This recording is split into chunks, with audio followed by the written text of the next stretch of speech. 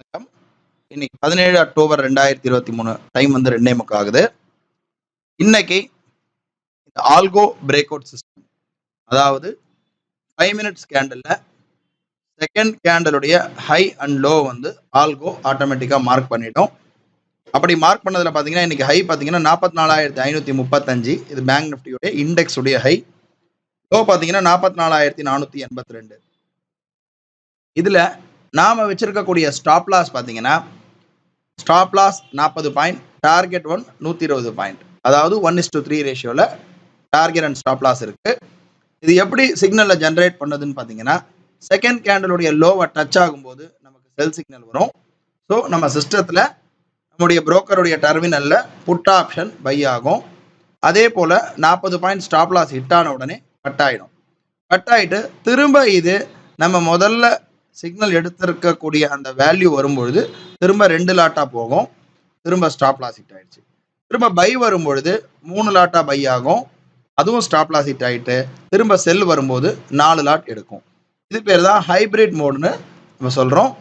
இந்த கான்செப்ட்ல பாத்தீங்கன்னா இன்னைக்கு மார்னிங் ஃபர்ஸ்ட் செல் எடுத்தது. இந்த 5 மினிட் சிஸ்டம் பொறுத்த வரையும் பாத்தீங்கன்னா ரொம்பவே நிதானமா இருக்கக்கூடிய சிஸ்டம். நிதானமானா நாம 1 மினிட் சார்ட் யூஸ் பண்ணும்போது நிறைய சிக்னல்ஸ் இமீடியட்டா வரும்.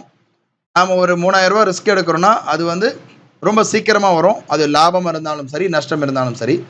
இந்த கான்செப்ட்ல பாத்தீங்கன்னா கொஞ்சம் நிதானமா தான் வரும். ஸோ தாராளமா நம்ம பொறுமையா இருந்து கூட பண்ணலாம்.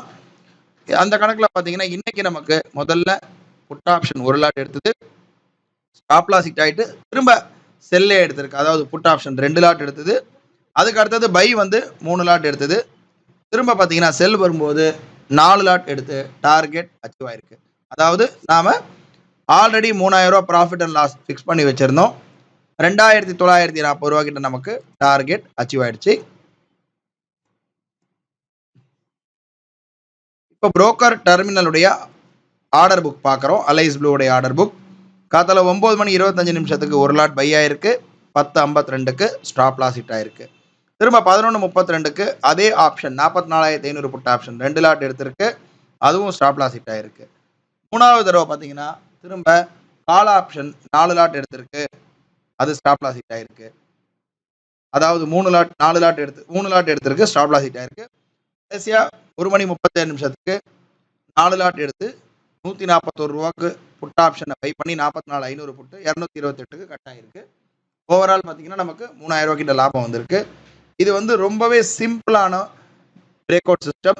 இதுக்கு நம்ம ஒரு 50,000 அந்த மாதிரி ரேஞ்சில் வச்சு கூட நம்ம ஸ்டார்ட் பண்ணலாம்.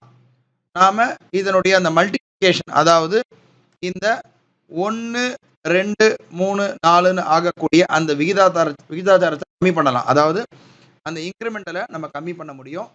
அதற்கு உண்டான செட்டிங்ஸ் என்னன்னு பார்த்தீங்கன்னா சிம்பிளா போர்ட்ஃபோலியோ செட்டிங்ஸ் போயிட்டு நம்ம அவுட் ஆஃப் த மணியை நம்ம போட்டுட்டோம் அப்படின்னா ஸ்ட்ரைக் பிரைஸ்ன்ற இடத்துல அவுட் ஆஃப் த மணி நம்ம ஆட் பண்ணிட்டோம். அவுட் ஆஃப் த மணி எப்படி ஆட் பண்ணணும்? இப்போ நான் அட் த மணி போட்டிருக்கேன். அட் த மணின்றதுனால அந்த ப்ரீமியம் வேல்யூ வந்து 200 ரூபா இருக்கு. நான் இந்த இடத்துல ஒரு 200 பாயிண்ட்னு போட்டுட்டேன்னா 200 point out of the money call out of the money போட்டு எடுக்கும்போது அதோடைய ப்ரீமியம் வந்து ஒரு 150 ரூபா 100 ரூபா கிட்ட இருக்கும். அப்ப நமக்கு ரிஸ்க்கும் கம்மியாகும். இந்த மாதிரி பல்வேறு விதமான வழிமுறைகள் மூலமாக நம்ம வந்து ரிஸ்கை வந்து டைல்யூட் பண்ண முடியும். நான் இப்போ வச்சிருக்கக்கூடிய பேசிக் செட்டப் வச்சு பண்ணாலே நமக்கு லாபகரமானதாக இருக்கும். இன்னைக்கு பார்த்தீங்கன்னா ஓவரால் வந்து இன்னைக்கு 3000 ரூபாய் கிட்ட ப்ராஃபிட் வந்திருக்கு. நாளை வந்து ஒரு புது ட்ரேட்ல சந்திக்கலாம்.